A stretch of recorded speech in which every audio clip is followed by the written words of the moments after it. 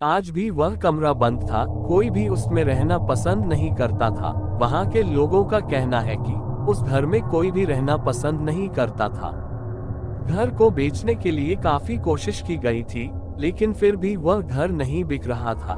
एक आदमी ने उस घर को किराए पर लेने के लिए बात कही, लेकिन वह खरीदना नहीं चाहता था क्योंकि उसके पास इतने पैसे नहीं थे वह मकान को खरीद सके। लेकिन उसे किराए पर लेना चाहता था। घर के मालिक से बात की गई और पूछा गया कि आप अपने मकान को किराए पर देना चाहते हैं तो मुझे दे सकते हैं, मुझे किराए पर रहना है। वह आदमी कहने लगा कि यह मकान काफी समय से खाली पड़ा हुआ है, अगर आप इसे खरीद सकते हैं तो बहुत अच्छी बात है। उस आदमी ने कहा कि मैं इसे खरीद नहीं सकता। मकान मालिक ने कहा कि ठीक है।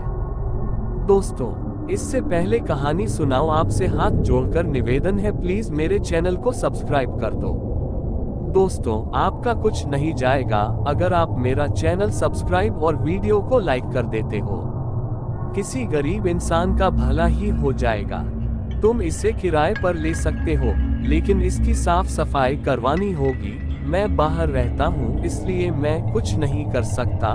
मैं आपको इस घर की चाबी दे देता हूँ, आप सफाई करवा देना। और आदमी कहने लगा ठीक है, आज शाम आप मुझे इस घर की चाबी दे देना। शाम को मकान मालिक आता है और उसे चाबी दे देता है और वह घर भी खुलवा देता है, जिससे कि वह घर को देख पाए कि यहाँ पर क्या क्या चीजें रखी हुई है। वो आदमी देखता है और कहता है कि मुझे तो बहुत साफ सफाई करनी पड़ेगी, लगता है काफी समय से घर बंद है। मकान मालिक ने कहा कि बहुत समय से यह घर बंद है, हम लोग बाहर रहते हैं इसलिए यहाँ पर आ नहीं पाते। मैं तो किसी कारणवश यहाँ पर आया था, आपसे बात हो गई तो मैंने आपको ये किराए पर दे दिया।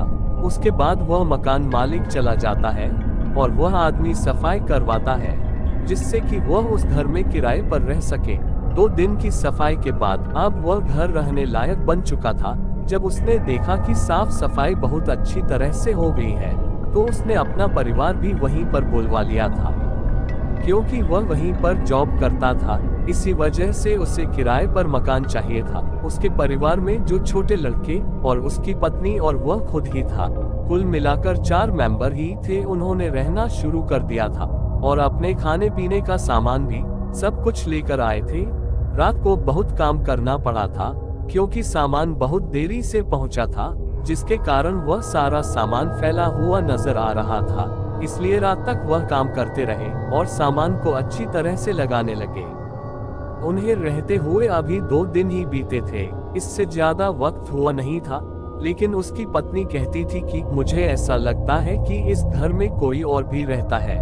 पत्नी की बात सुनकर पति कहने लगा कि ऐसा कैसे हो सकता है, हम लोगों के अलावा यहाँ पर कोई भी नहीं है। लेकिन पत्नी इस बात को मानने के लिए बिल्कुल भी तैयार नहीं थी, क्योंकि उसे कभी कभी ऐसा लगता था कि जब किचन में जाती थी तो कोई उसके साथ चल रहा है। उसे ऐसा भी महसूस होता था कि कोई कमरे में बैठा हुआ है, क्योंकि उसकी परछाई उसने देखी थी। लेकिन जब वह कमरे में पहुंचती है तो वहां पर कोई भी नहीं होता था। एक दिन उसकी पत्नी खाना बना रही थी, तभी फोन की घंटी बजती है। जब वो फोन को उठाने के लिए कमरे में जैसे ही गई तो कुर्सी जहां पर रखी थी उस जगह नहीं थी और वह कुर्सी थोड़ी देर के लिए हिल भी रही थी। ऐसा लगता था कि उस पर कोई बैठा हुआ था। जब शाम को पति आया तो पत्नी ने उसे सब कुछ बता दिया और कहा कि मुझे ऐसा लगता है यहाँ पर कोई और भी है, हमारे अलावा कोई ऐसा आदमी यहाँ पर रहता है जो कभी कभी दिखाई देता है। पति अपनी पत्नी की बात पर हंस पड़ता है और कहता है कि मुझे तो आज तक ऐसा कुछ भी नजर नहीं आया।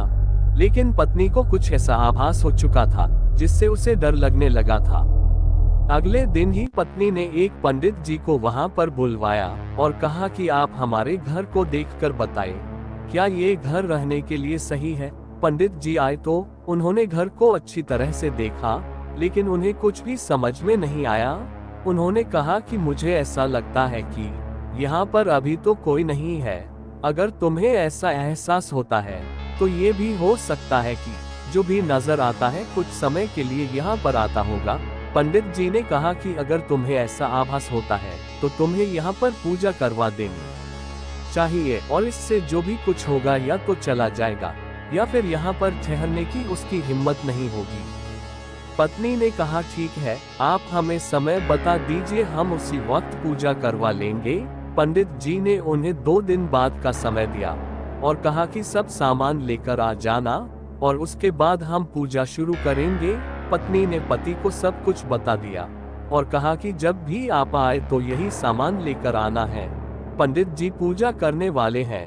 पति कहने लगा कि तुम भी पता नहीं किन बातों पर विश्वास करने लगी हो, तुमने सामान मंगाया है तो ठीक है, मैं ये लेकर आ जाऊंगा और उस दिन तुम्हारा वहम भी खत्म हो जाएगा। 2 दिन बाद पंडित जी आ गए और सारा सामान भी आ चुका था। जैसे पंडित जी ने सारा सामान लगाया तो उसके बाद ही सारा सामान दोबारा से चार और बिखर गया था।